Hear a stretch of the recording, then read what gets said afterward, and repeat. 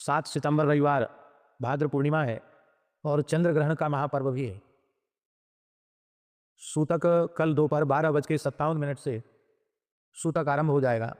मोटा मोटी समझना चाहिए कि 12:30 से सूतक का काल आरंभ हो जाएगा। वैसे 12:57 समय है, लेकिन अपने को 12:30 से मानना चाहिए, जिससे कि सूतक के पूर्व की जो तैयारी है वो 12:30 तक कर लें।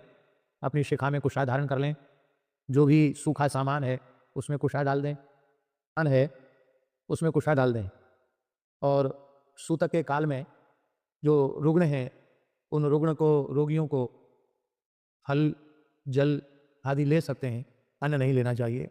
ग्रहण काल में सर्वथा जल भी नहीं लेना चाहिए, मलमूत्र का त्याग भी नहीं करना चाहिए। और रात्रि को 9:57 पर चंद्र ग्रहण का स्पर्श हो जाएगा। मध्यकाल रात्रि 11:42 पर होगा और मोक्ष काल रात्रि को 1:29 पर होगा। तो ग्रहण के स्पर्श से अर्थात रात्रि को 9:57 से रात्रि को 1:29 तक एक आसन से बैठकर अपने गुरु मंत्र का जप करना चाहिए। जो उस काल में गुरु मंत्र का जप करेंगे उन्हें पुरस्चरण का पुण्य प्राप्त हो जाएगा। जिस किसी भी मंत्र का जप किया जाता है उसका पुरस्चरण हो जाता है। तो यह ग्रहण का काल अत्यंत पवित्र काल है। इसमें शयन नहीं करना चाहिए, भोजन नहीं करना चाहिए, स्त्री का स्पर्श नहीं करना चाहिए सकाम भाव से। स्त्री हो पुरुष हो सबको सावधान होकर के साधन करना चाहिए, क्योंकि ग्रहण काल का पुण्य अक्षय होता है। सर्वम गंगा समम तोयम सर्वे व्यास समाधिया। सारा जल गंगा जल के तुल्य हो जाता है और सभी ब्राह्मण वेद व्यास के तुल्य होते हैं। इसलिए स्पर्श के काल में पूरा सिर से स्नान करना और मोक्ष के काल में सिर से स्नान करना आवश्यक हो तो मध्य में भी स्नान किया जा सकता है। बहुत से लोग तो जल में ही बैठ करके पूरा जप करते रहते हैं, लेकिन जिसके शरीर की जैसी सामर्थ्य हो, स्पर्श काल में एक बार स्नान और मोक्ष काल में स्नान।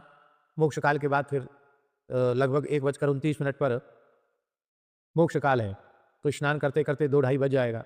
फिर ब्रह्मवेला आ जाएगी, तो अपना नित्य नियम शुरू कर दें और नित्य नियम के बाद फिर ठाकुर जी की सेवा पूजा सवेरे 4-5 बजे ठाकुर जी की सेवा पूजा शुरू कर दें। शयन नहीं करना चाहिए।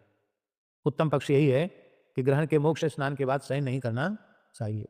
शयन करेंगे तो फिर दूसरे दिन चढ़े तक सोएंगे, तो किया कराया सब गुड़ गोबर हो जाएगा। इसलिए फिर रात्रि को शयन नहीं करना चाहिए। 1:30 बजे के बाद स्नान करके अपना नित्य नियम करके, क्योंकि ग्रहण के बाद बहुत कुछ आवश्यक शुद्धि भी होती है। कपड़े धोना, धुलाई, सफाई सब होता है कार्य, यज्ञ पवित्र बदलना। फिर भगवान का अपना नित्य नियम करते करते भगवान के उठाने का समय हो जाएगा। 3 बजे से भगवान की 4 बजे से सेवा शुरू कर दें। प्रेम से भगवान की सेवा करें। जिनको आवश्यक हो शरीर की दृष्टि से वो दिन में मध्याह्न में 1 घंटे 1.5 घंटे सो लें, पर्याप्त है। तो ये ग्रहण का काल व्यर्थ नहीं करना चाहिए, ग्रहण की सूचना।